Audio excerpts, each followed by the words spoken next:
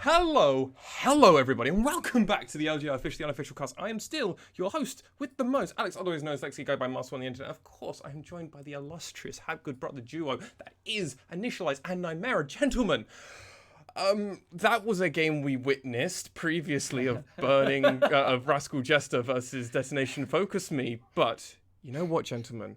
I've got a treat for you both. I've got a treat for both of you, yeah. We get to see Rascal Jesters and Pink and crew back at it again, but this time versus the comeback crew, maybe, question mark. Whoever gets the win here is definitely the comeback crew of Burning Core.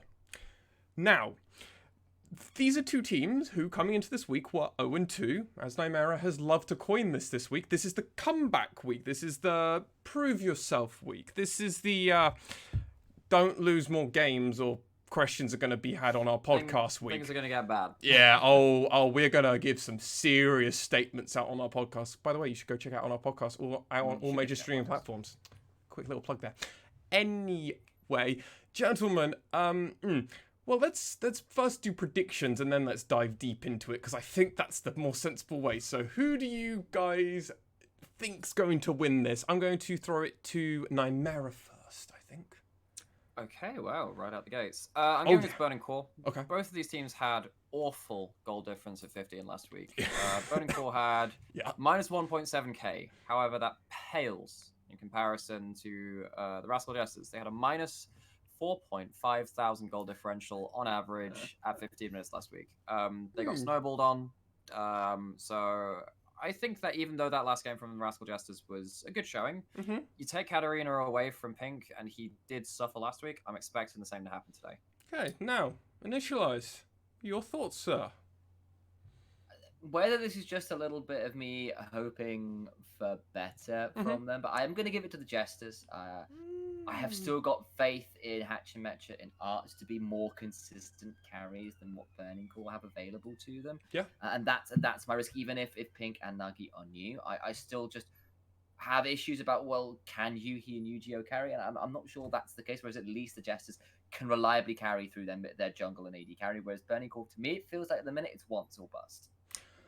Once or bust, 1 for 1. I'm going to stick with my predictions before the beginning of this week happened, and I gave it to Burning Core for this one. I'm joining Nymera on that purely because Burning Core have practiced with these substitutes. Well, Burning Core have practiced with these substitutes. They also have Ray Farkey.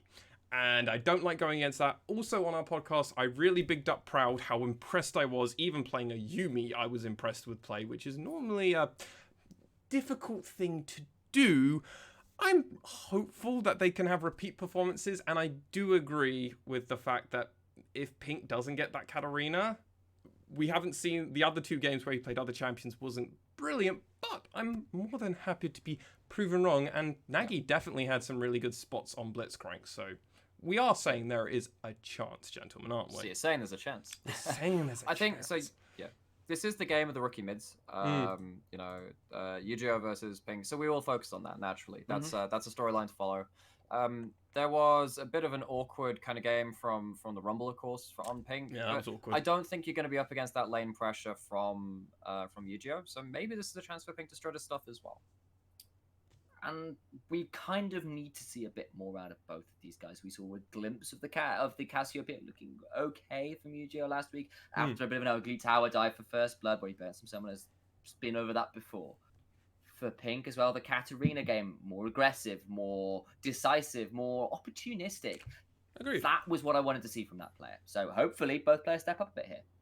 I do think there is going to be a reliance on Yuhi picking up that Aphelios. I think there's going to be important champions for Yuhi. We've seen them have some counter picks coming out by just sheerly just banning 1 or 2 champions away and then just picking it. And Yuhi somewhat falls apart. I recall his Ezreal game being Yes. 0-3-3 for large portions of that game. Yes, I think that's the fairest way to do it. Just give the stats and me and Nymera will be like, oh god. Yeah. Gentlemen, I'm interested though. Where do you think a lot of this matchup is going to be decided? Is it in the rookie mid? Is it in the long and trusted top laners? Is it in our junglers who have pretty decent tenure, or is it somewhere else entirely? Go on, Initialize, go on. Sorry. No, I think go for ahead. me, it's probably... I actually think if both teams have looked to find a lot of success through their junglers when Hachimecha and Once have kind of had priority, they've been able to get things, or at least have a bit of a read. Like Hachimecha last game shadowed Steel really well. That was good news for them. So for me, I'm going to be keeping an eye on that. Okay. Yeah, I think that the jungle's definitely... I mean, for me, it's hard to pin it down to a single role because it's just the way that everyone interacts with each other. It's kind of like this balancing of tension across the map, kind of like pulling all these different strings and seeing how the thing balances. So part of it's going to be mid pressure. Of course, we don't know how this match was going to play out. Part of it's going to be bot lane because, I mean, Yuhi and Proud have looked a bit suspect. Part of it might be Cog showing up to Rayfark. He had a really good last game. True. But Rayfarki is one of those top laners like Ebby where we thought, well, even if it goes bad, there's always a small chance that they find a way back in. Ebby proved that there is always a way back in if you're one of the best in the region, and Ebby found a way back, so part of me wants to think maybe Rayfarki can find a way back, but it's not going to be easy against Cog, especially on champions like Ornn, as you always stay relevant. Gentlemen, last question really for you before we go into that pick and ban phase I'm expecting. Do we think this is going to be a 40-minute game like we saw with DFM, or do we think this is going to be far more of a CGA Burning Core affair of it's quick but it's bloody? I think it could last a while. Burning Core do tend to have... They had the longest game duration of any of the 0-2 teams, so potentially they could... Okay. I kind of concur with Nymera there. I think both teams are in a space where I don't think they're great at closing out games. Yeah, I was about to say that. Okie dokie. Well, we will find out as our players have just gotten into this pick and ban phase. So, gentlemen, good luck to casting this potentially interesting game, and good luck to both the teams. Well, ladies and gentlemen, here we are. We're back. We are back. Thank you again, Maswan. We managed to get a pre and post game in without technical difficulties. I'm so excited. But I'm more excited to see Burning Core versus Rascal Jesters. And Burning Core do take the blue side this time. It will, of course, be Man, Myth, and Legend Rayfarki in the top lane, Once in the jungle, New Blood, Yujo in the mid, and of course, Yuhi and Proud as the bot lane. And on the other side of the rift, on the red side, will be the Rascal Jesters. Of course, they were blue side for their first game. It's Cog in the top lane, Hachimecha in the jungle, Pink, New Blood for the Jesters in that mid lane, and Art and Nagi, other New Blood down in that bot lane. So if I can draw our viewers' eyes down towards the bans, there are a few key ones. It is those obnoxious supports, Yuumi and Karma, alongside that all-powerful Ezreal taken off the table by Burning Core. They know what the pressure that Art and the bot lane can put down. There's two very important things. Aphelios is available for you. That's been locked in. Guess what hasn't been banned? Varus. Varus has gotten through a draft in Katarina's up as well. Katarina's up. We could have Varus Katarina. That is a viable first round from Rascal Jester. Oh my days. It is Graves, Echo, Lee Sin. 3 hyper-aggressive and 2 really big scaling farming junglers in the Graves and the Echo there. Alongside that, Lee Sin banned away from Once. I think it's pretty big, and taking the Trundle, which is that other kind of big S-tier pick that a lot of analysts around the world have been really impressed with. You're not going to lock in Ashe over Varus. Thinking about the Kalista, though, would make some sense. A lot of lane priority. Okay, yeah, so Kalista, like I said, I want to see it more in the LJL. However, Varus is up and available. I don't think there's any other option but that. I think if you lock in something... The reason you would not lock in Varus is because it's banned so much you haven't practiced with it. That's literally it. It's like it. We know it's the Season 4 Caston syndrome, right? Where it's been banned so much you haven't played with it and you're not practiced with it. However, Rascal Jesters have played it. Art was actually playing Varus before it was meta in spring. This guy has been the first... he's been the perennial Varus player in the LJL. What this leaves is Burning Core to pick their second round. Is Trundle locked in? Kindred is a notable pick into the Trundle. Once has played a couple of games of this before. Played it last week, in fact. It was a little bit suspect last week. Went 1-5-5. Found it difficult with again, it wasn't easy. His lanes were getting crushed. He didn't have a lot of options as the Kindred, but wasn't the best luck alongside that. Hoping for something a little bit better here. It is the set locked in. Likely top or support, but of course there's still a bit of flexibility in that champion. I'm going to throw this out there. You know who's really good into a Kindred ult? Katarina. She just sits there. Katarina sits there and waits for it to pop. and then kills everyone. There is a very... It is just awful. Yeah, honestly, Wukong is another one. There it is. So Rascal Jesters are throwing down the gauntlet saying, look, we don't need Katarina because it's going to get bad now. It will be. Wukong been locked in most likely for Cog in the top lane. He had a stellar game last game. We were talking about that. On a similar team, well, not a similar team fighting champion, but on another team fighting champion of the Ornn.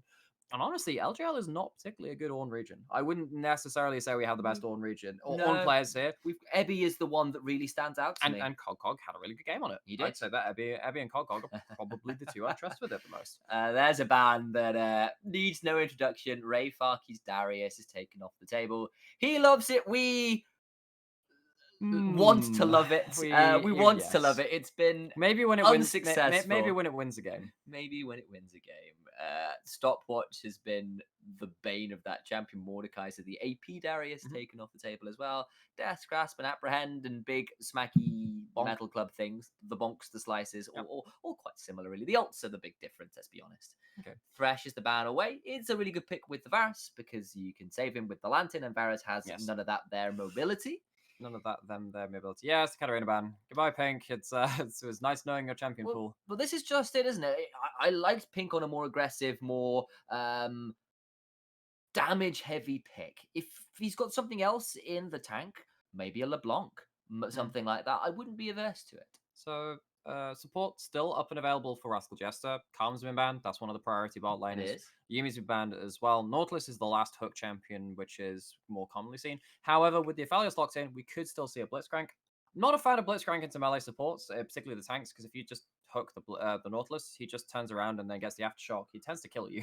We saw Florida Fisher last game. Nagy desperately looking for for the juicy Yordle found himself a very angry crocodile. Guys, I got myself something really big on the end of my line. It's an Ebby playing Renekton. Oh no! I want to throw it back. I don't want this. This is illegal to sell to customers. I can't eat this. It's poisonous. It's poisonous. It's not quite. Burns me very badly. That's the thing. It's like you want to go for the hook. Like you're hooking a Nautilus, you really regret your life.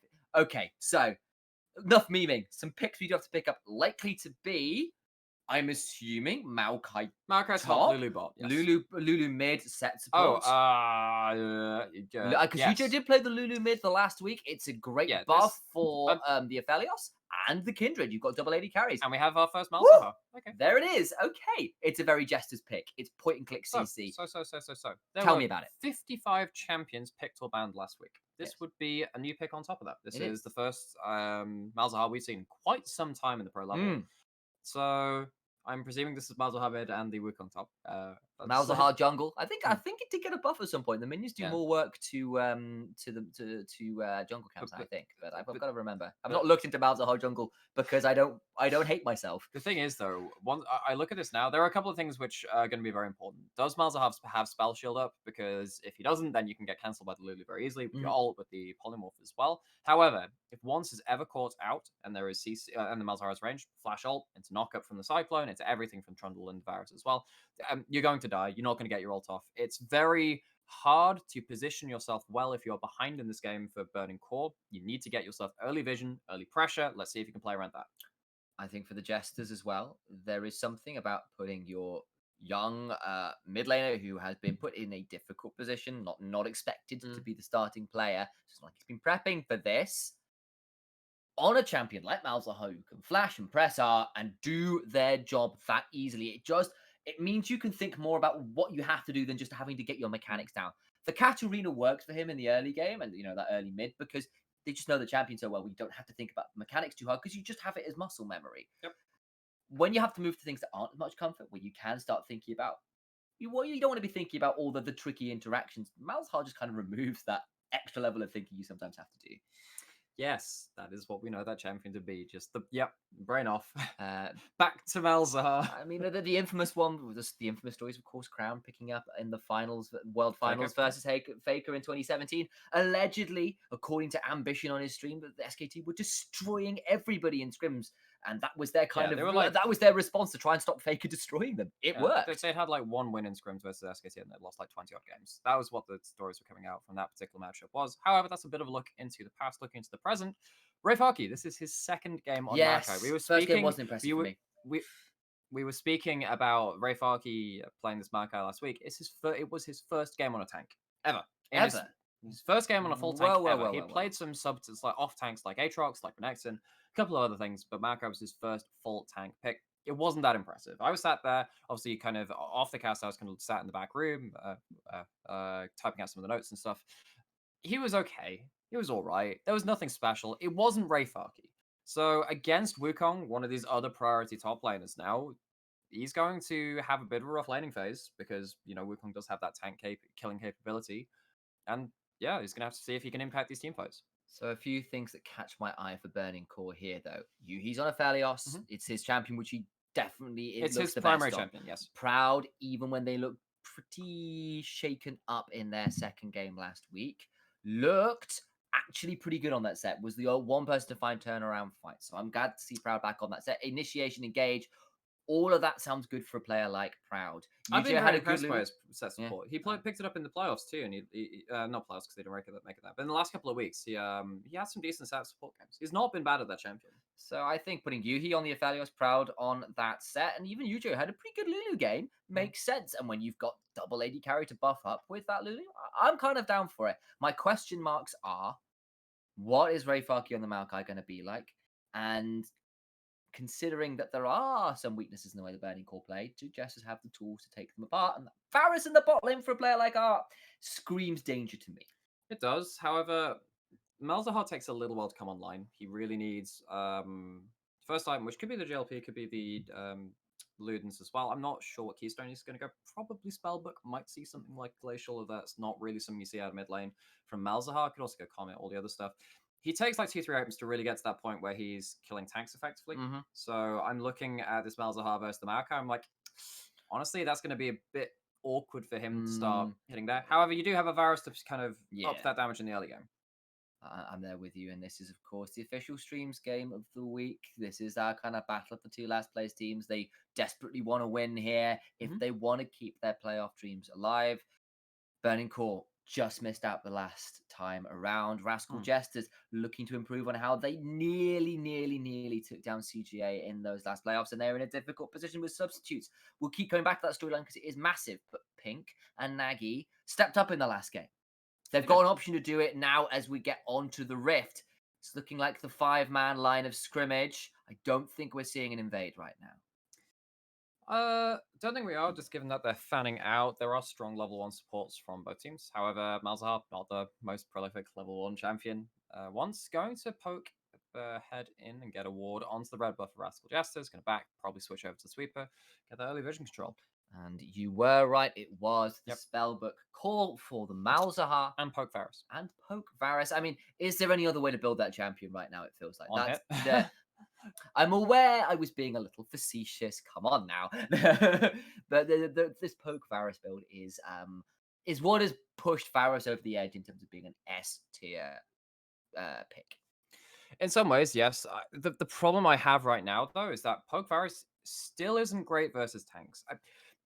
Okay, so what we're looking for this game is arrows onto Yu-Gi-Oh! And onto Yuhi, because obviously onto Proud and onto Ray Farkey is going to be not very impactful. However, if you do get like 2 arrows onto once, as one of the 2 damaging members of that team, that's team fight job done. That's it. Good job, Varus. You've removed someone from the team fight. I mean, hell, if you just force out the Lamb's Respite, then suddenly things look a lot scarier for the side of Burning Core.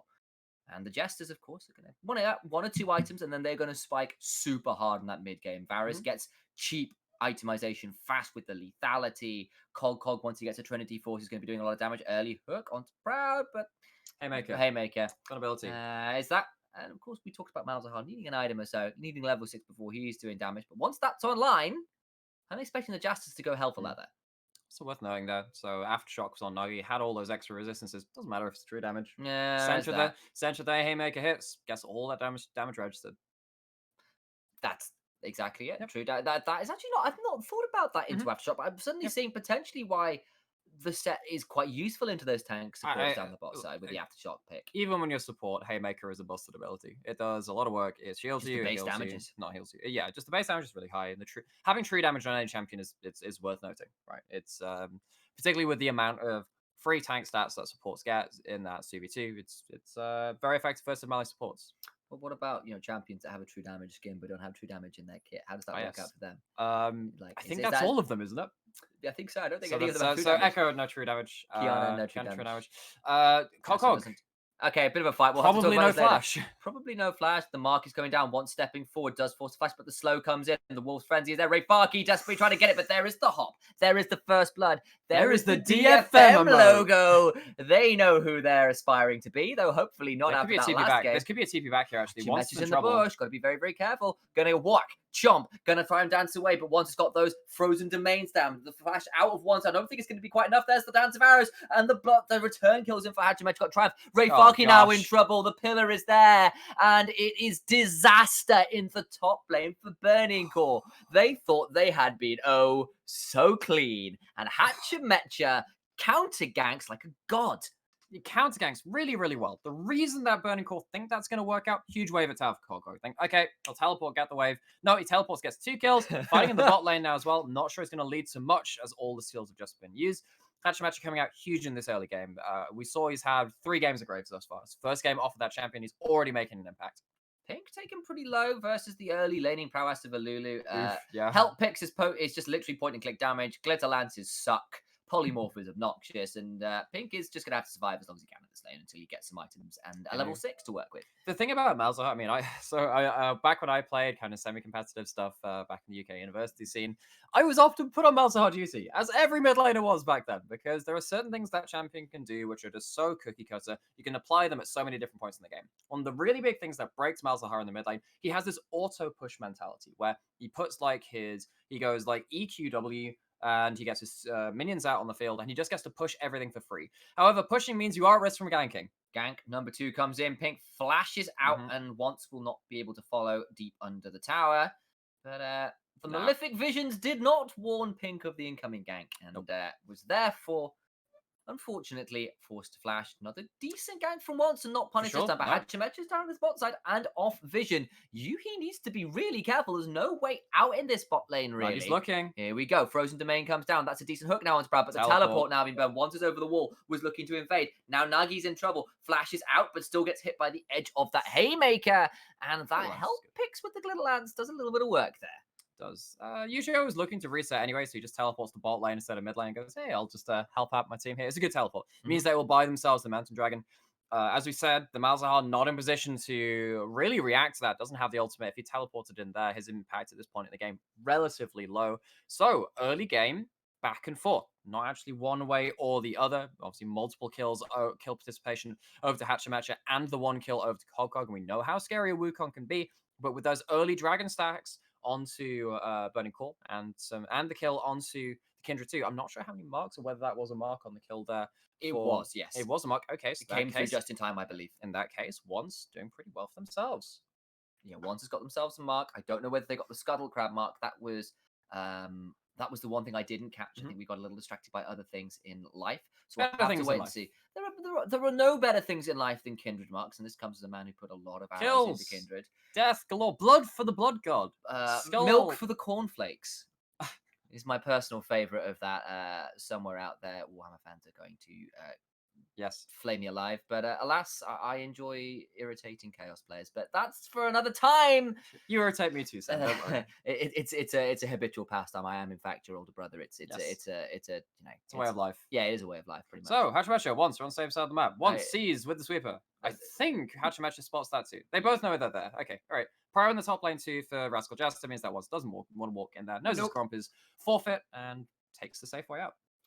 Level 6 has come through for this Malzahar, worth pointing out. Of course, that means that the suppression on the ultimate is available. There's ganks around and about. Rift Herald will be spawning in a minute. And Once hops over the wall, but once again, it's the bush bait. Kindred's in trouble. That's the blast plant back. Once now actually trying to turn this around. Here comes Ray Farkey, but Pink's roaming up as well. There's no Kindred as well. There is the exhaust down on Pink, but he burns the flash. Is now out. Once now in trouble. There is no ult, and that is a kill for Kog'Kog, who burns the Cyclone. I think that might be a dead Wukong in return, so it will be a 1-for-1 for now. But Kindred's in a difficult spot. Pink does manage to work their way out, but Once getting punished for his absolute rampant aggression. Punished in some ways, yes, but it's still a 1-for-1 and a red buff steal. So the trade probably goes in the way of Burning Coral. Does it? Because the Jesters get a 2 versus 1 in this bot lane. They're going to get 2 tower plates as well for this. They're still losing. Okay, that's a good point, actually. With the plates going over, probably in the side of Rascal Jester. However, that is a bit of an isolated. Oh, no, because Proud obviously ramped up. Yes, yes. So, isn't mentioning it. With the set, currently AOL from bot lane, the damage on the turret going over to the side of Art and crew in the bot lane for Rascal Jesters. Once again, nothing is clean cut. Nothing is clean cut, but what is clean cut is that Faris now has himself a deck and will be around and about for a fight. But what is not around for the fight is Pink getting chunked out in mid lane, throws down the ultimate, will put out some damage, but level 6 does come out of that kill, and it's, well, pretty easy, to be honest with you. And this Kindred 2-2-1 died a bit, found some kills, and is continuing to play on the front foot. This is where you can really see that Pink is a bit of the rookie mid laner. The fundamentals aren't quite there in terms of when are you resetting, tracking junglers, staying in the right part of the lane so you can't just have Kindred hop over a wall and kill you because you have no flash. Go look at the DFM Sengoku game from last week. Go watch the first 5-10 minutes and see how Pyrion plays. Knows which waves to reset on, knows how to push the wave safely and still be ahead in his various lane states. Pink there just doesn't respect what wants is. Gets shut down by Yu-Gi-Oh! On the Lulu, which is not the best setup champion ever, not the highest damage champion ever, but when you have no flash on a Malzahar, you are oh so vulnerable. So, speaking of resets, we're seeing the bot lanes kind of return to their laning phase, but there are some wards and some vision games being played around this Rift Herald, which spawned about a minute ago. Hatchamecha once again playing with the bush. Once will find themselves on a ward walking into this top side, but there comes a twisted advance. Cog getting knocked by the Bramble Smash, but Cog uses the clone and will walk away from attempted dives. Hatchamecha will be spotted by saplings, and this top lane look from Burning Core will likely be averted. Okay, so once has the ultimate on the Kindred, big thing coming into these next couple of fights, particularly because people are probably going to be burst out in time for that Kindred ult, to be mitigated successfully. Pink still continuing to just permanently shove that mid lane. Of course, we have seen him punished for that multiple times now. Had to burn several summoners and, of course, lose one life as well. Unfortunately, we need to go check on the stacks next time that summoner profile does come onto things. I believe that's just the one stack there. Yeah, did not get the Skullcrab stack. It did get the one onto Cog, but this is going to be a Rift Herald contest. Hatchamecha has roamed up with Pink. Cog has come down. Vrayfaki once. Where is Yu-Gi-Oh! And Proud? The bot lanes are here, but Aphelios is still bot. This would be a 5 versus 4. And thus, Rascal Jesters just secure this with Burning Core having to back away. They do. However, with the Aphelios being able to get solo XP, solo farm down in the bot lane, and maybe pushing in for a turret plate as well, not the worst situation for Burning Core. I think, sadly, Art will get back in time. The wave shove was enough from the but he lost a wave or two in the process of roaming up. Anyway. Sure. So it's already the cost has already been paid by Rascal Jester. Cost has been paid, but I think they're probably worth paying for that first Herald. There's going to be a hook on to Yuhi. That's a lot of damage. Forces the cleanse out, and that's not a great start as this Infernal Drake is started. Here come the rest of Rascal Jesters. Maokai's roaming down as well. Cog has teleport. Huge. That's big. We're going to see the Lambs fight. It does come out, but there's not been many ultimates yet. That's going to be a knock out of the Kindred ult, though, by the use of the set. But Arc slays Yuhi in the backside. Now Proud is in trouble. Vrayfaki is teleported in. Proud trying to run away. It was a decent Maokai ult, but this set still trying to find their way out. Cannot run away from the Cog. Wukong gets that kill. It's a 2-for-1 thus far. And that will mean the Jesters run right back over to the Infernal Drake, having won the fight. They have won the fight, and they're going to win themselves the Infernal Dragon too, so it's not too early dragons for Burning Core. Once again, these teams are splitting the difference. They're fighting hard for this game. And once doesn't have ultimate, has flash, but would be at risk trying to get over the wall, and they're just not going to bother. This is now going over to about 12 minutes in. Dead even in terms of gold. But let's look at this fight again. And Yuhi's just walking up. In fairness, it is a very... Well, Nagi's managed to find himself off of this gap of vision here because, of course, Proud was up in the river. They didn't expect Nagi to be sat in that brush. However, he does make his way in there. And the thing about using the Kindred ult right here, Art has the arrow. It means that you're still going to be stuck there in place after that ult goes down. You can time it perfectly. With the Malzahar ult, rooting someone in place as well. The burst comes through and they lose their AD carry very quickly into this fight. The consistent damage is gone. We talked about Burning Core being this 280 carry team, but without once having a lot of damage this early into the game, doesn't even have the jungle item complete. Once Yuhi's gone, very hard to fight. Yuhi went. It's hard to fight. We're now looking at about a 400 gold lead for the Jesters. They've still got that Rift Herald inventory. It's yet to be used, and there's not that much time left on it. So we'll see where the Jesters think to put that down. Worth noting though, Rayfaki, 2-1 on the Maokai, Yeah, did having pretty some well. good fights thus far. I mean, that fight could have gone much worse if that those nature's grasp, you know, the ult Nature's Grasp, indeed. nature's grasp, It is. had gone much worse because that tied up a lot of different people, slowed down the fight, managed to reset a little bit. Of course, Proud still died on the way out. Still could have been worse. I also want to point out Once here who's managed to pick themselves up a significant CS advantage in the jungle. Once has been showing over the last few weeks a propensity for invading in pretty aggressively and finding some advantages that way. And versus the Trundle, you can certainly do that. So Kindred off to a pretty good start as well. But the Rift Herald will be summoned in bot lane. And that is a lane that is going exceptionally well for the Jesters. And that will be first tower over to the Jesters. You can see Burning Core on the minimap looking to try and trade potentially for a couple plates in topside. But no plates have gone down up there. So there's going to be a long way off finishing that tower off. And I know this is a very common first item, but I love that Art's gone for the Umbral because of what I was talking about earlier. You know, walking into zero vision if you are Burning Core into this team of Rascal Jester, it's just very dangerous. They have so much CC, so much pick, and if it is ever the Kindred walking in there, no one saves you. Even with the Lulu ult, if it's Malzahar ult into Varus, you still die. So I do like the fact that Art's gone for that vision control item in the Umbral. This is just sad for Burning Core. It's 2 towers and they haven't even taken the first and the top side right now. That is a massively difficult space to be. There we go. You can see the tower plate gold differential. It's about 900 to 540. They got some plates on the top side. And finally, Rayfaki will now pick up this top lane tier 1. So, but it is in trade for 2. You've heard of Sun Tzu. Let me introduce you to Rascal Jester and the art of turret plates. The art of turret plates. Because the turret plates went to Art. See? I see. I'm clever about these things. Yeah. And Nagi Mr. Cannon minion. That's not at that point. Why even play anymore? I know. Just quit. Just give up now. Just quit. Yeah. Quit while you're ahead. Quit. Actually, you're not even ahead anymore. You lost a cannon. That's just awful. That's the end of it. To clarify, guys, we are being incredibly sarcastic. No. If you don't listen to him. I know he's the colorcaster, but he's a liar. If you come into my lane with a relic shield stack, ask me to wait for cannon, and then miss the cannon. Nah. I'm going to the very other end of the map, and I'm not seeing you for another 10 minutes. That's going to put you on the bad behavior island that Riot's thinking about introducing, or sort of thinking about. There's some patterns that have been rumored to be going around for a good behavior island for people who get good honors. Get yourself some priority Elysium-like matching-making cues. Could be exciting. You know what else is exciting?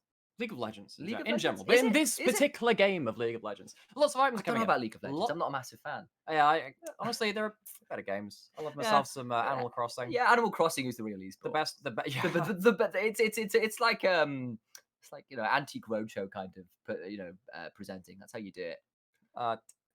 Okay, quiz me on that. No, not quiz so me. So what I need to do is I get a chain for my glasses, and I basically just talk to various analysts who are like, "What can I buy from your island? How many bells can I buy this for?" And you kind of try and sell off various things. Right. Duel to the death, of course. Yeah, it would be a duel to the death. Good. Yeah, because otherwise you get bored. All video games must include copious amounts of violence. And helping with this violence, there is an Infinity Edge for the Aphelios. An infinite amount of violence. An infinite amount of violence. There's a Sunfire Cape and a Bramble Vest for Marco as well. Of course, we did say that Rayfaki was having an impact on this game. He's also pretty far ahead in terms of the gold he has in this game too.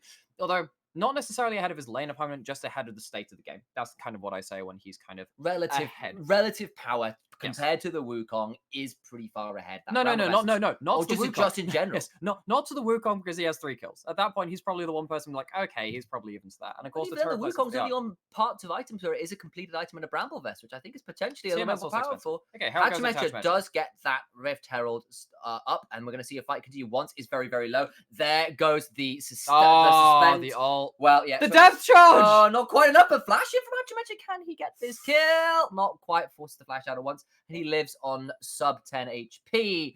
The suppression from Pink was more than enough. The Lambda Spike just out of range. That's a lot of stuff. Dead Rayfaki. That was a lot of stuff burned for Burning Core there. They burned a flash on once, burned the ultimate for no gain. It's a huge cooldown on Kindred as well. It's not even rank 2 at this point. And the shutdown onto Rayfarki. That's a big thing. Mm-hmm. Varus also going to get this mid lane turret. Actually doesn't walk up with the Herald there, waiting for the wave. But that'll be fine. With Rayfarki dead, does of course have teleport. Proud's behind here, but there's no Nagy sniffs it follow-up. out, and he's going to get over the wall, but that might put him in a difficult space. But no, Yu-Gi-Oh's around. So it's Once all right. is going to be here and available. There is a pink ward in the bush. Here comes the teleport. Hogcog's not TPing yet. Hogcog isn't TPing it. It will be a 5 versus 4 for a certain amount of time. The flash away from Art, trying to stay alive for a while, but that is so much CC, and that's a shutdown onto the Varus, who cannot survive. Here comes Hogcog trying to find something. Burning Core secure the dragon, once taken very low, but does go down. Now Hogcog's in the back of the pit with no way out, and it will be a 2-for-1 and the dragon and a shutdown for Aphelios. Oh, Too late on the teleport. Great engage. Burning Core come out on top of that fight. And they shut down two of the people with the biggest amounts of gold on Rascal Jester. They shut down the Wukong. They shut down the Varus as well. So Art dies for his first time in this Varus game. And a lot of this is because Hogcog wanted to back by the Black Cleaver and then teleport in. Because he teleported late, the CC wasn't there. We're going to see it live here as well. The teleport differentials, that's 1, 2, 3, 4, 5. You're probably waiting about 6, 7, maybe up to 10 seconds late on that teleport. You see the teleport coming. You have vision Fight's of it. over. And the Art's fight's dead. The Art is already dead. Imagine if Wukong's already here on top of Yuji, on top of once. I know the Black Cleaver is a big item break point, but at this point, your AD carries the person you got to protect. It's not about your own personal power. It's about the good of the team. Hogcog doesn't teleport in early enough. And after the Jesters were looking really good, won a number of fights in a row. But we thought they were going to get more out of that fight, maybe. But clutch TP from Rayfarki again around that dragon pit. The last one didn't quite work out for them. This one did. And this game is back to, well, not even, because the Jesters are currently up 2,000-ish gold. Well, 1.5, let's be fair to Burning Core. That's a pretty good space for the Jesters. But Burning Core, as I said, aren't out of this yet. There's 2 items on this Varus. There is a Ludens on this Malzahar, which is making things a bit scary. But on the other side, Infinity Edge for Yuhi. It's the Athenes in for this Lulu. And of course, 2 items, including the Runans, in for this Kindred. Yeah, there is strength and opportunities to fight. And this is the thing, right? Once is building like an AD carry and will be benefited by that even more because the Athenes on Yu-Gi-Oh! Yu-Gi-Oh! Has been having a good game on this Lulu, by the way. Like, I don't want to understate the impact this rookie mid laner, as we've talked about in the pregame, talked about last week as well, is having on this game.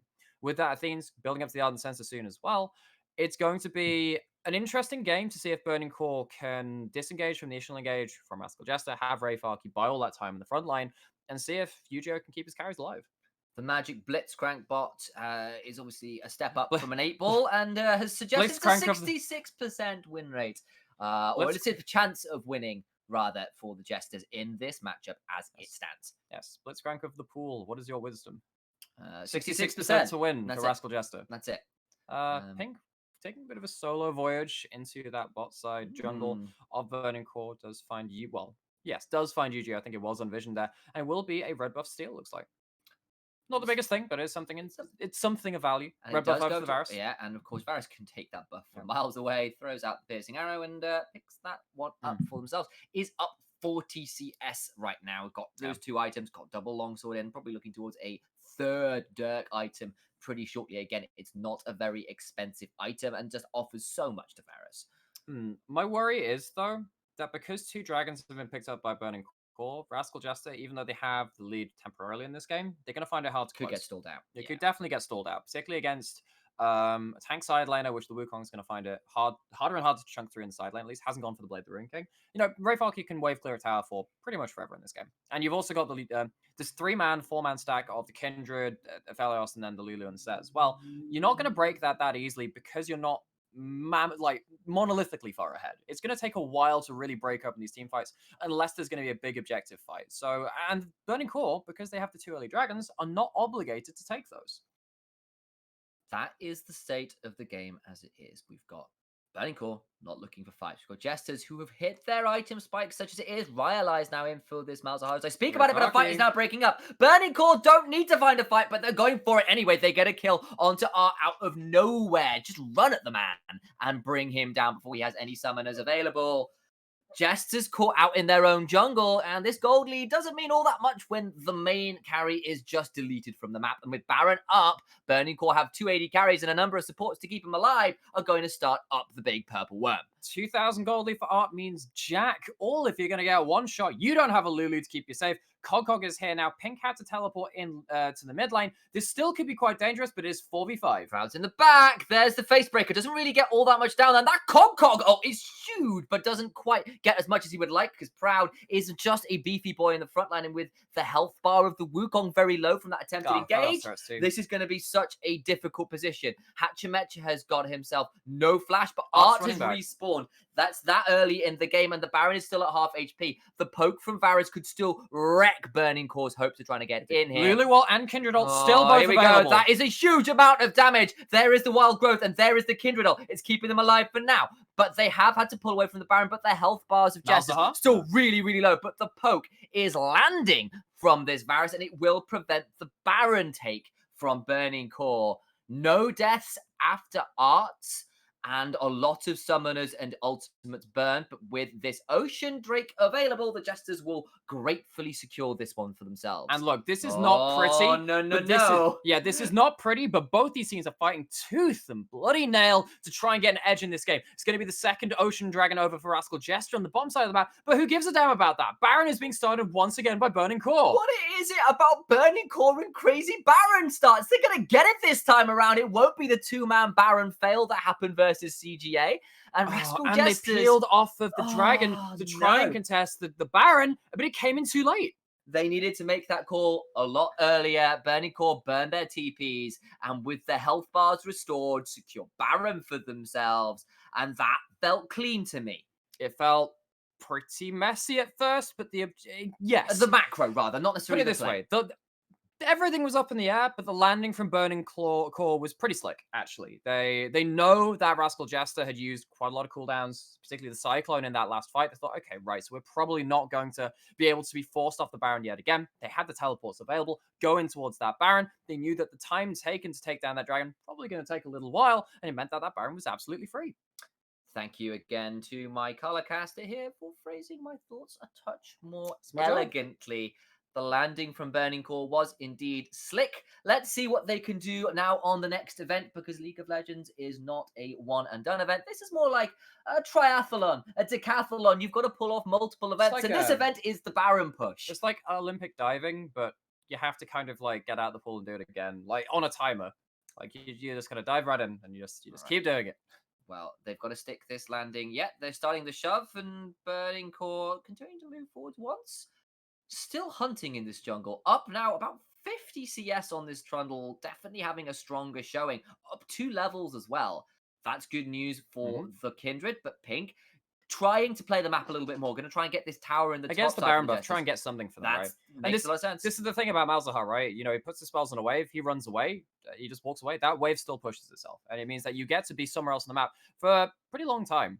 There's no teleport, of course, so if Burning Core can fortify it, the Malzahar can't be there, but Jester's being pretty respectful thus far. They've seeded their blue side jungle.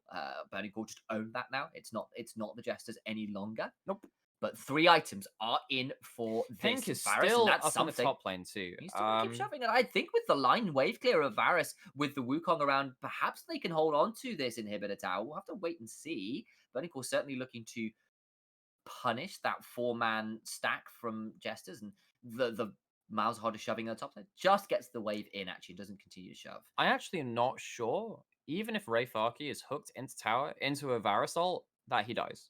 He's very tanky. He's very tanky and also has the Kindred and Lulu also back him up. I'm not sure Burning Core should have backed off there, particularly because they knew that Malzahar was without teleport in the top lane. However, they chose not to commit towards that full bot lane play. Try and play it a little bit more safe. Maybe they've got some golden pockets they want to spend as well. You can see almost the death stance for Yuhi after that reset has himself those. I mean, the Aegis very important for Unofficial because he doesn't have very much base magic resist. He's an AD carry, so his base resists are very low in general, but then Unofficial has that 1 tick lower on the magic resist as well, meaning that the Aegis does a lot of overtime for Felios.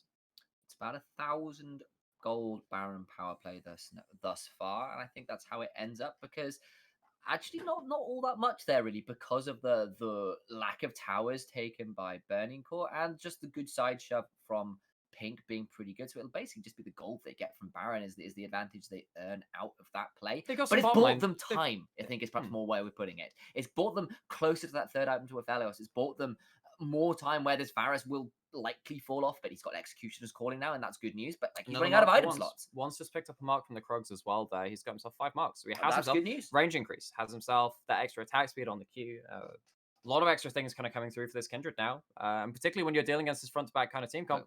But However, he's not there, and what that means is that free turret down for Rascal Jester in the mid lane. Proud is on the flank, potentially there for once as well. See if they want to commit to anything. All right, those spell shields up for both Pink and Art, so it would be a bit of a challenge perhaps to get onto those sort of A-tier targets. So that'll be the end of that. Ocean Drake up in a minute. That is potentially going to be our next point of contention. It'll be in Baron about 40-odd seconds after that. Keep your eyes on the Malzahar and the Malzahar items. The Liandry's almost done in there. That's the big one. That's the big one. That means that actually wave up top lane is likely going to be enough to potentially pick that up, and that will be tank killing power. I think is perhaps most important. If so if you have Liandry's and Rylai's, you have the permanent increase on the burn damage with them malefic visions as well. And it's that extra mini bit of peel for someone like the Marco or the Set, which is kind of just dealing with your backline. Once Rayfaki is not safe, if you pick up a Void Staff after those things as well, at that point, team fight's probably much better for Rascal Jester. Start swinging that way, even with at the item breakpoints from Burning Core at that same time. Crucially for Burning Core, it's only a blasting one in inventory for Pink right now. It wasn't the full Liandry's combine. He has teleport though. He can definitely go collect a wave somewhere maybe. However, we saw what happened with a late teleport earlier in the game. With only 5 seconds towards this Ocean Dragon, things are going to get spicy. Spicy is one way of putting it. The poke is starting to hit from Art again. He's definitely not at the point where that's falling off. These fights have not been going very slow for a poke Varus. They have not. He's not actually managed to rack up that much. We talked about in the early game, if Art lands it onto once, that's important. However, once is sat here at full HP, and Pink is walking up and getting chunked out. Oh my days. Why is he just standing there? It takes a lot of damage, but there comes a suppression out. That's a big Inferno ult, but it's not enough damage quite yet. Hachimecha stepping forwards. Pink has flashed out and survived. Now Rayfaki's in the backline, but he's alone. Cog as well has found their way into that Lamb's Respite. And Art has slain Rayfaki, did not survive all that long as yet. Cog now in trouble, though. He's going to get a lot of damage and once claims that life. Proud. But that is a decent shove in from Proud, and Hachimecha taken very, very low, and the chase from Kindred continues. Pink's Death back here. is on the hunt, and that particular Lamb and Wolf combo is going to do a lot of work at the end of the fight. It's a double kill over for one, so I wonder if another mark was picked up for that 6 mark there. However, it will be an outer turret finally down in the mid lane for the side of Burning Core, finally taking that away from Rascal Jester. Nagi's going to walk up. Here we One's go. flashing over.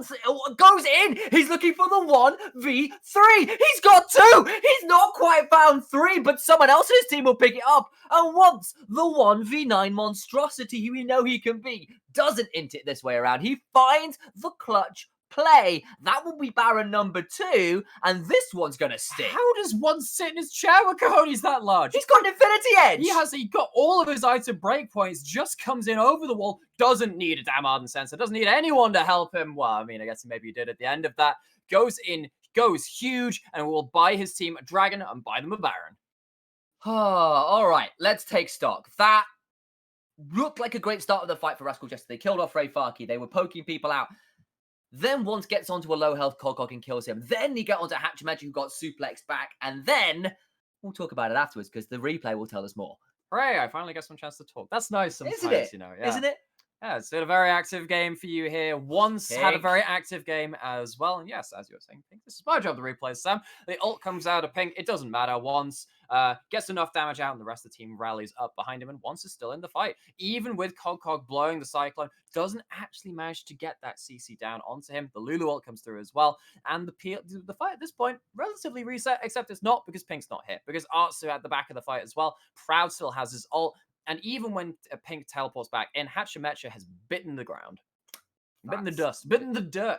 Eaten it. Had it for breakfast. Lunch And dinner and dessert is looking like a lot of towers for Burning Core. They're hoping for it. It's a gourmet dish. That is some damage on Kindred. Oh my god. That's that is more than the entire enemy team. Almost combined. That's pretty insane. I mean, it's good damage out of Varus, good damage out of Malzahar. Like 3,000 damage in a team fight feels pretty good normally. Yeah. 9,556 is just insane from Kindred. Level 17. He is 5 levels up over Hatchmacher. I cannot remember any game where a jungler has had a 5-level advantage over their opponent. He's got a QSS along with his Infinity Edge now, by the way. He's got a pickaxe in inventory as well. This man is ready to do what Yuhi... Like, step aside, Yuhi. Don't need you as an AD carry anymore. This Kindred will do the work for you. We have found the solution to Yuhi only having Aphelios as his carry. We use another AD carry in the jungle. It's not Rumble in the jungle, but it's in fact Kindred. And Kindred is definitely pulling off the Reaper impression a little bit better than perhaps you want. Stepping forward now is Yuhi with shields on top, and that's a Gravitum binding Eclipse out. This mid lane tier 3 under siege, bot lane tier 3 under siege as well, and that will fall. Inhibitor now exposed, and once can step forward with impunity because this Kindred has no fear. And Burning Core up 6,000 gold are now looking to put Rascal Jester in a position where they just have no way back into this game. And you were saying before the game you didn't trust Burning Core to carry out of their mid and their AD carry. Turns out they have another carry waiting for them. It's all on Once, and Once has come up huge. Maybe this will be the one game which he'll be remembered for this split. Fight's going down. He's so damn low. He's in the Lamb's Respite, and Art is staying off Ray Fark. You've got to be very, very careful. There's the Cyclone we talked about. Lulu ult! But the Lulu ult is huge, and the healing is massive. They just can't get it, but they finally do. But it's already 2 dead on the side of the Jesters. Art's still around, but we got to see what they can do. And 3 still alive for Burning Core. They will pick up this second inhibitor, and it looked pretty good at the start of it for Rascal Jester. They killed off Ray Farky again, but Once lived so damn long that it's still going to be an overall win for Burning Core because they've got 2 inhibitors out of the train. Exactly, yeah. Once finally killed. That is a big thing. However, he's just upgraded his QSS to a full Bloody Mercurial Scimitar. In fact, he's just considered rebuying that. Did he just finish off boots? I'm not sure what he just spent that gold on. Don't know. Maybe he's waiting on another item. Maybe he thinks there's something else out there that he might be going towards. He might be going towards the Last Whisper. He might be going towards the Lord Dom's Regards. However, of course, has a lot of money. The Lulu ult came in huge there. Yu-Gi-Oh! 0013 has a death cap. We're going to go through this replay again because, of course, that's what they're there for. Once gets caught by the hook, gets caught by silence, gets caught by Cog, and it is not enough. It barely is not enough. He's there on single-digit HP, it looks like. The Lulu ult comes through, resets, and with the polymorph onto Cog as well, it allows Once to turn around for a kill, turn around for a near kill onto Hatchemecha too. Proud is still alive, of course. Yuhi didn't manage to clear up the back end of that fight either, but it's still, with the inhibitors down, advantage over to Burning Core. And we called it in the pregame. We called it in the draft. This game is going to go long. Neither team is going to clean out particularly cleanly. It is 14 kills to 10. It is 35 minutes into the game. We're on to Ocean Soul point for Burning Core, and that potential Ocean Soul will be on the Rift for said team in about 45 seconds, and they are snuffing out vision in Rascal Jester's blue side jungle right now. The Jester's got to be a bit careful because there goes the Kindred again. Lulu empowered, dancing forward. That's a showstopper. A decent showstopper. That's good work from Proud, but Hatchemecha survives, and that's a Varusult indeed. The corrupting arrow is out, but it's just going to be trades of ultimates across the board there, and no one dies, but it will force the Jesters out again before the spawn of this Ocean Drake. And that's the big thing, right? Even though cooldowns were used from both sides, it's the pressure that goes with it, which is going to benefit Burning Core the most. Once hopping over this bot lane, over into the bot lane, but with the ward there, Pink will manage to back off safely. Speaking of not once. Pink will manage to back off safely. Speaking of Pink, he's got himself some item breakpoints. We'll see if that Leandra is being completed. Will be able to cut through the likes of Ray Farky. He's going to need to do a lot of work if they're going to try and stop this Ocean Soul. They've got to be very, very careful. It's already down to sub 1,000 HP and Burning Core secure it. That's the fight start. The Infernum is doing so much work. Once has already slain Aphelios is dead. Aphelios is dead. Art doing a lot of work into that Lamb's Respite now, desperately trying to hold on and survive a little bit. Oh but my God! The shutdown! The face breaker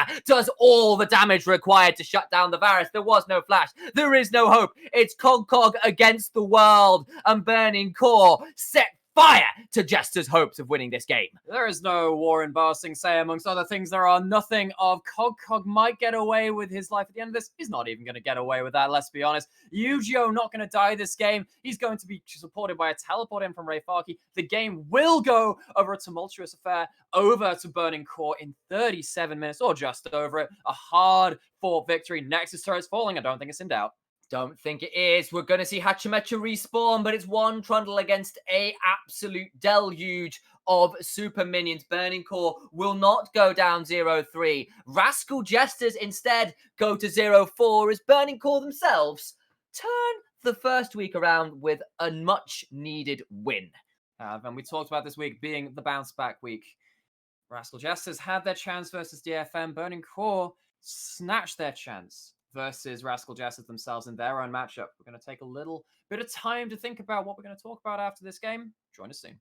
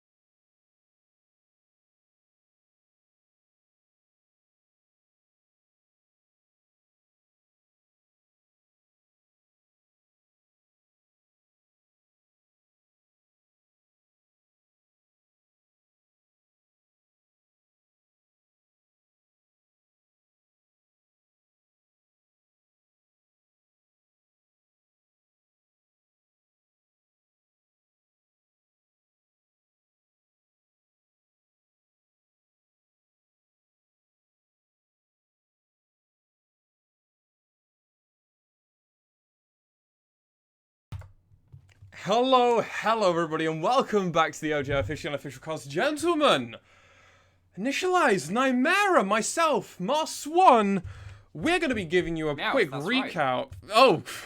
Oh, if only we had a Meowth, if only we had a little mascot. For trouble, it's fine. Make it double, that's what Burning Core saying was with the double carry composition from themselves. Well, where do we want to start, gentlemen? There's so many ways we can pick it up. I think first off foremost, let's recap on the part of the lane that we were most interested in, and that was that jungle spot. Hachimecha wants two of our longtime junglers. Really high expectations for both of them, and they both had a pretty interesting early game, I think it is, and the impression that they had molded throughout the rest of the game, I think it's fair to say. For sure. I think we saw that first blood from once onto Kokok in the top lane, immediately turned around by Hachimecha. That was about as good as it got from Hachimecha, though. Once had a steamroll of a game after a certain point, but it was a really back and forth affair. However, when you have a back and forth affair with a Kindred who infinitely scales in terms of range, in terms of damage, it does tend to go that side of the matchup. It does. Yeah, and I think that's something true of Kindred in general, actually, or once in That's general. That's the whole point. Once in general, it's like he plays super aggressively on pretty much any champion he gets. It's the 1v9 mentality. He will carry. Sometimes that comes with a cost. Sometimes that means you throw away leads you shouldn't have had. Burning Core know that all too well from Spring. But this time, after some slightly dodgy invades that kind of got turned around for 1-for-1s, eventually Kindred just broke. She ended up, 4.5 Koei Gold ahead of Hachimecha individually? At the very end, it was 4.9. Most of the game after that triple kill we saw, which we will eventually cover a little bit more in detail, it ended up almost always being 4.5k consistently for about the last 10 minutes of that game. Which, I think, let's talk about this bot lane matchup a little bit more, as this kind of, while Hachimecha and once kind of started the tempo of this game in that top lane, a lot of where we saw, and high expectations, especially from that Varus pick of Art, was down in that lane. And let's talk about Art and Nagi facing off against Yuhi and Proud in that bot lane. And the expectations of the most picked and banned champion across every single region, that Varus pick, gentlemen. So, to pull some stats from the LEC broadcast yesterday, I believe Varus has 100% presence in pick and ban, period. There have been... In top regions, yes. Yeah, in the top regions. There has been, I believe, 4 picks of Varus in those top regions, 3 of which were with the Mad Lions, who have their own crazy ways of dealing with them.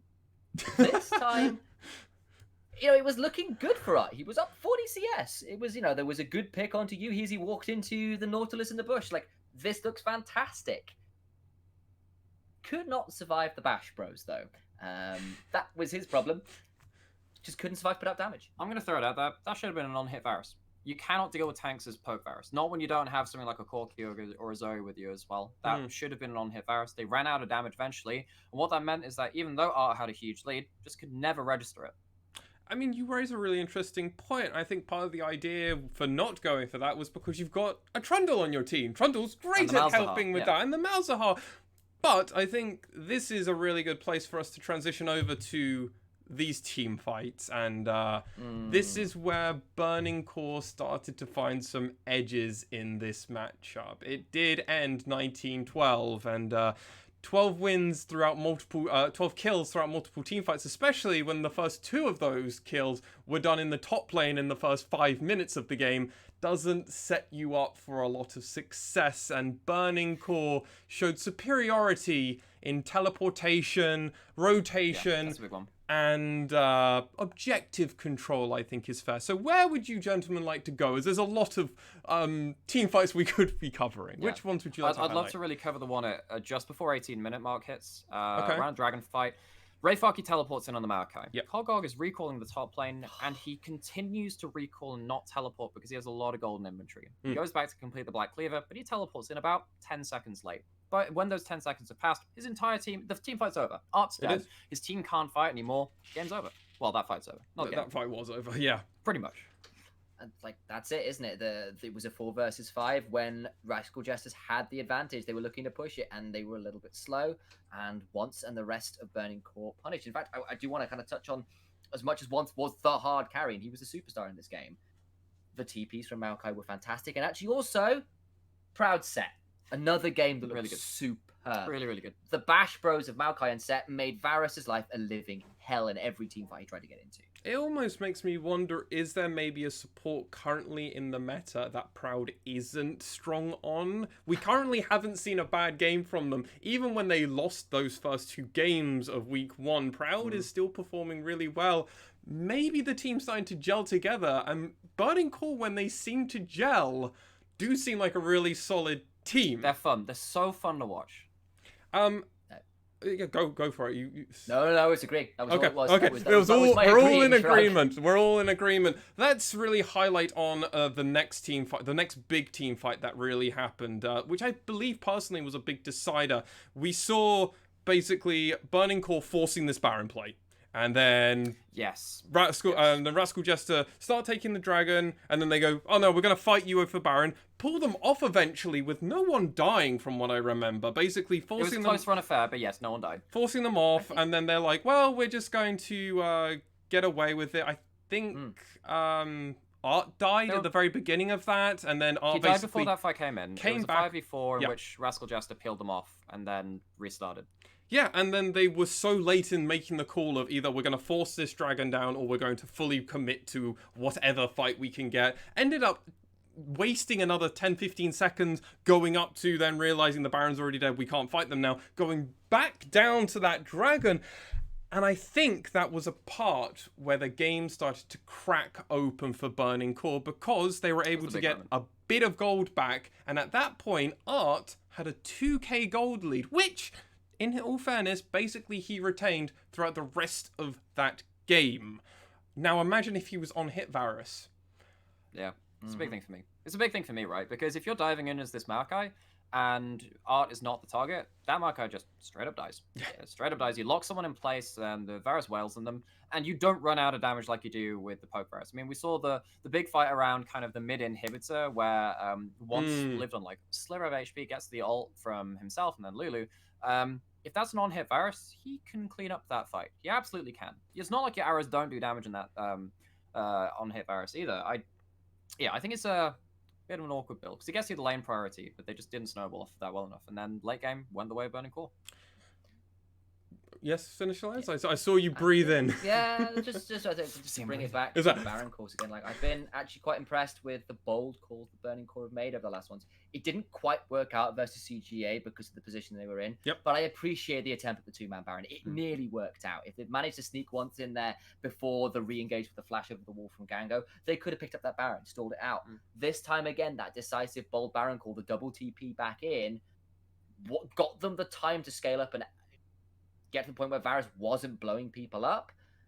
That really broke the game open. I've been quite impressed with those calls from Burning Core over the last couple of weeks. Yeah, I would definitely agree with you on that. We will get to see more from them. But the last few points I want to ask you, gentlemen, before we go into our break is, one, before we talk about the final team fight that really secured victory for Burning Core, and we saw Once getting that glorious triple kill out of nowhere, seemingly, is Pink.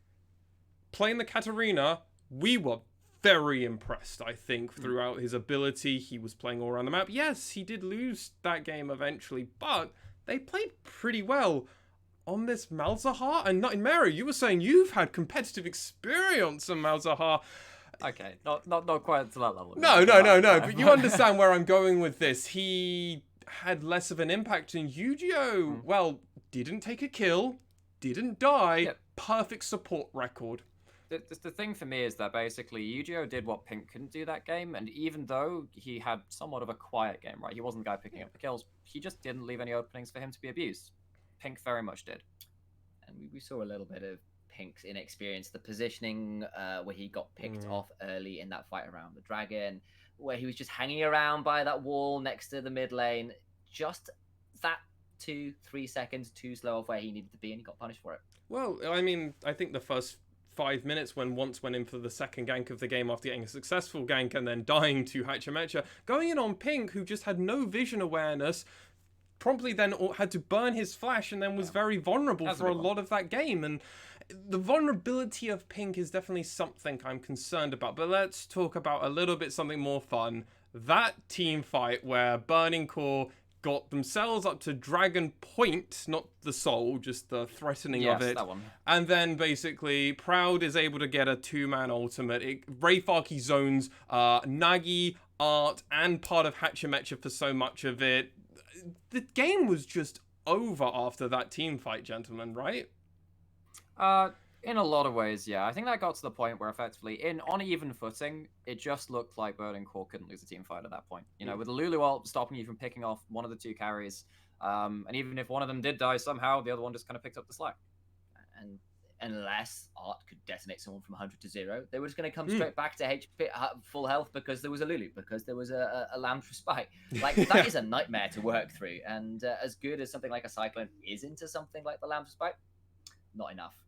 And from that team fight, they were able to pull the Baron, get it around, and, well, that was pretty much all she wrote as they quietly got that mid in here, bot in here, and it was just a matter of time for Burning Core to pick up their first victory over here in the LJL 2020 Summer Split, and sadly that does mean Rascal Jester ended up going 0-4 currently, but maybe an Axis glimmer is still in the eyes of Rascal Jester, and we're saying there still is a chance. Now, we're going to... saying there's a chance. We're saying there's a chance. We're going to go on a short break while we do some changing in the background over us on the LJL. You'll find out what will be happening very soon.